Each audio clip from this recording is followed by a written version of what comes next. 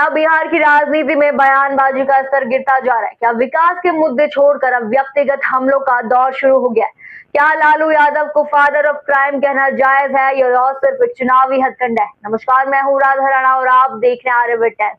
बिहार की राजनीति में आज एक बयान ने भूचाल ला दिया है। बीजेपी प्रदेश अध्यक्ष दिलीप जायसवाल ने राजद सुप्रीमो लालू प्रसाद यादव को फादर ऑफ क्राइम बताया। इस बयान के बाद बिहार की राजनीति में आरोप प्रत्यारोप का दौर शुरू हो गया। राजद इस बयान पर तीखी प्रतिक्रिया दे रही और इसे बीजेपी की हताशा करार दे रही।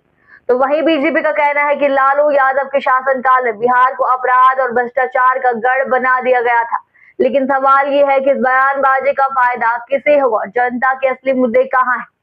सबसे पहले आपको बता दें कि यह बयान बीजेपी के प्रदेश अध्यक्ष दिलीप जायसवाल ने एनडीए कार्यकर्ता सम्मेलन में दिया था। उन्होंने कहा कि लालू यादव को फादर ऑफ क्राइम का पुरस्कार दिया जाना चाहिए क्योंकि उनके शासनकाल में अपराध चरम पर था। अब इस बयान के बाद बिहार की राजनीति में हलचल मच गई। राजद प्रवक्ता शक्ति सिंह ने तीखा पलटवार करते हुए कहा, क्राइम के ग्रैंडफादर तो बीजेपी के शीर्ष नेतृत्व ही है।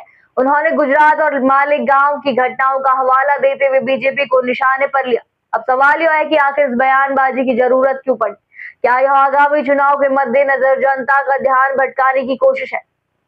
जनता का कहना है कि राजनीतिक दल एक दूसरे पर आरोप लगाने में समय बर्बाद कर रहे हैं, जबकि उन्हें विकास के मुद्दों पर ध्यान देना चाहिए।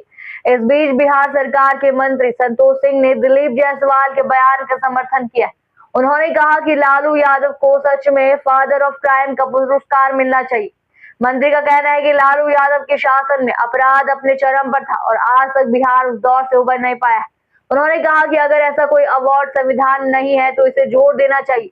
वहीं जदयू प्रवक्ता नीरज कुमार ने इस बयान को सही ठहराते हुए कहा कि माननीय उच्च न्यायालय ने भी लालू के शासन को जंगल राज करार दिया था। अब सवाल उठता है कि क्या यह बयानबाजी केवल वोट बैंक की राजनीति तक सीमित है या सच में बिहार की जनता इससे प्रभावित हो रही?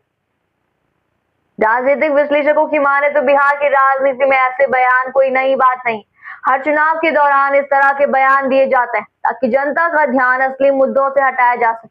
अब बात करते हैं राजद की प्रतिक्रिया की। पार्टी के वरिष्ठ नेता शक्ति सिंह ने साफ कहा कि अगर अपराध के लिए कोई अवार्ड दिया जाएगा तो बीजेपी को ही दिया जाना चाहिए। उन्होंने कहा कि बिहार में जो भी हुआ हो, लेकिन गुजरात और अन्य राज्यों में हुई घटनाओं को भी नहीं भुलाया जा सकता। अब सवाल यह है कि जनता इस बयानबाजी को कैसे देख रही है? क्या जनता नेताओं की इस बयानबाजी को गंभीरता से ले रही या इसे महज एक चुनावी स्टंट मान रही? कुछ राजनीतिक विशेषज्ञों का कहना है कि इस तरह के बयानों से जनता को कोई फायदा नहीं होता, बल्कि इससे केवल माहौल को गर्म किया जाता है। बिहार की जनता विकास चाहती है, रोजगार चाहती है, कानून व्यवस्था चाहती है, लेकिन नेताओं की प्राथमिकता कुछ और ही नजर आ रही। अब देखने वाली बात यह होगी कि आने वाले दिनों में यह बयानबाजी किस दिशा में जाती है और क्या जनता अपने असली मुद्दों को लेकर जागरूक होगी।